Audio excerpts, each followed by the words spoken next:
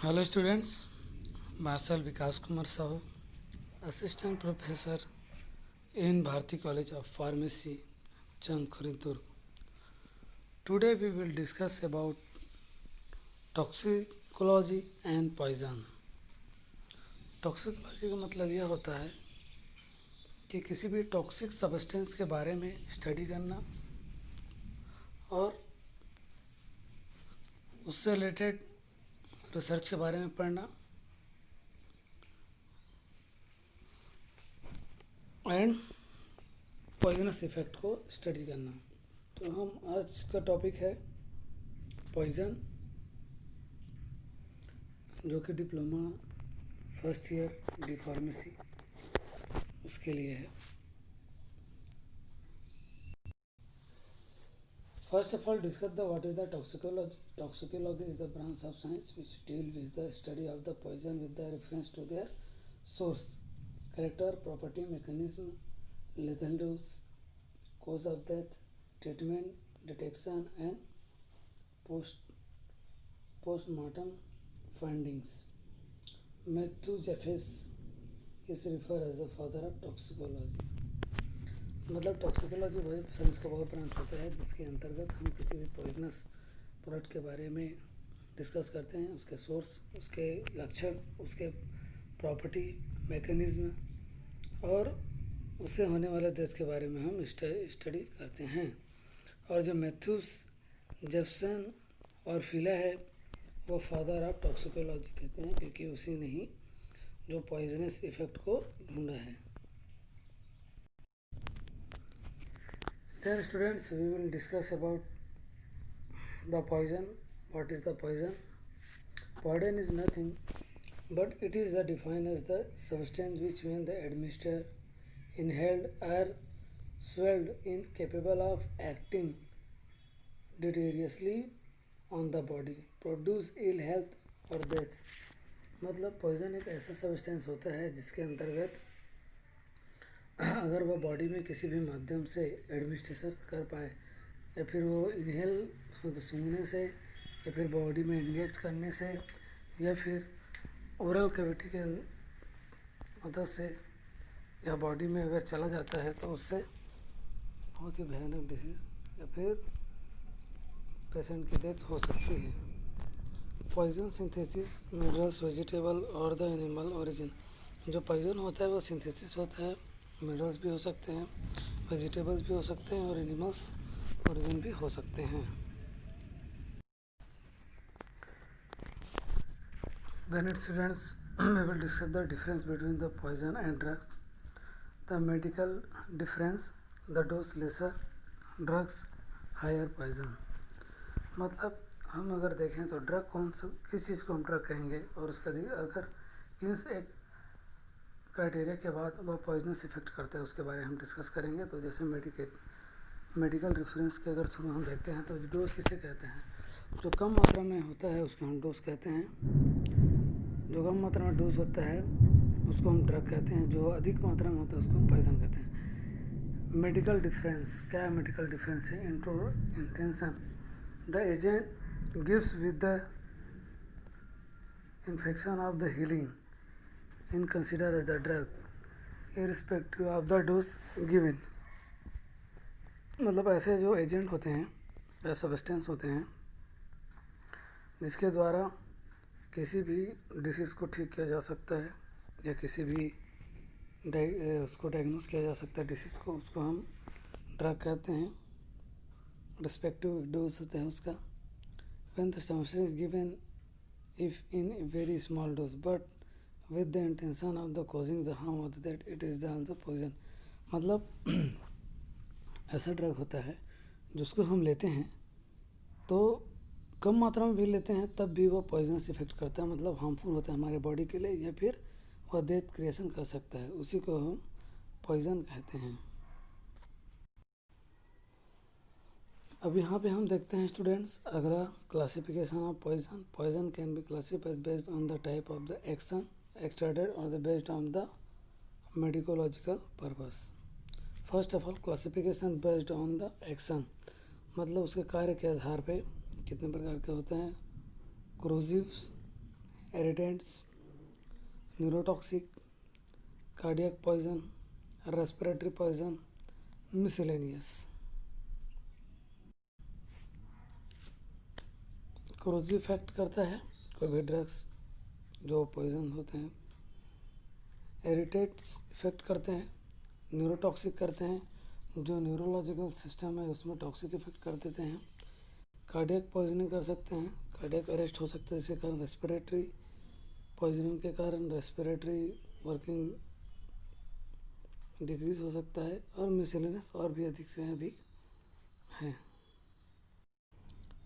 उसके बाद देखते हैं स्टूडेंट हम classification based on the medico legal purpose. जैसे first of all suicidal, poison को सुसाइडल के रूप में भी उपयोग किया जा सकता है, होमिसाइडल होमिसाइडल के रूप में, एक्सीडेंटल्स भी हो सकते हैं, हैफाजार्ड्स मतलब जैसे अगर गलती से अगर उसको पॉइजन को अगर खा लिया गया है तो जिसके कारण डेथ हो सकता है, स्टूपेफाइंग, ओबर्टिफिसेंट्स, कैटल पॉइजन, यूरो poisons and food poison and drug dependence.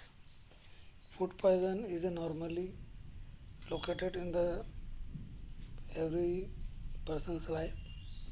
If you are fooding the contaminated food, the food is act as a food poison. So it is the harmful for our body and infection create in our stomach. सबसे पहले हम देखते हैं students classification based on the action. सबसे पहले है corrosive effects. First of all acid, inorganic, organic, vegetables. Inorganic acids हैं H2SO4, HCl, nitric acid. Organic acid है acetic acid, salicylic acid, oxalic acid, carbolic acid. Vegetables में hydrocyanic acid, potassium cyanide. So those are the acids which is in the corrosive effects, which is the acids. Alkalines देखते हैं जिसको base भी कहते हैं, hydroxide and carbonates. Hydroxides हैं hydroxides of sodium, potassium और ammonium. Second is carbonate of sodium, carbonate of potassium and carbonate of ammonium. Those are the basic alkaline in the nature.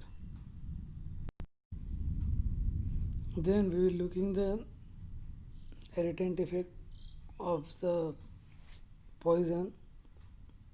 Inorganic, non-metal like phosphorus, boron, fluorine, chlorine, bromine.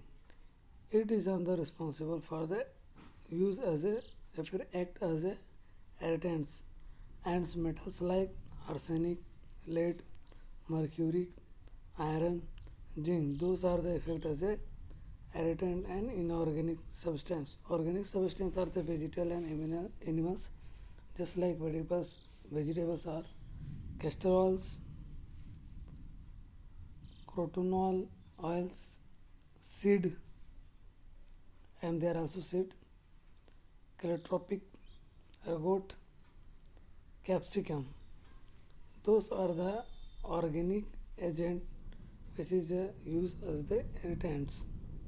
Animal is snakes, scorpion, spider, poisonous insects.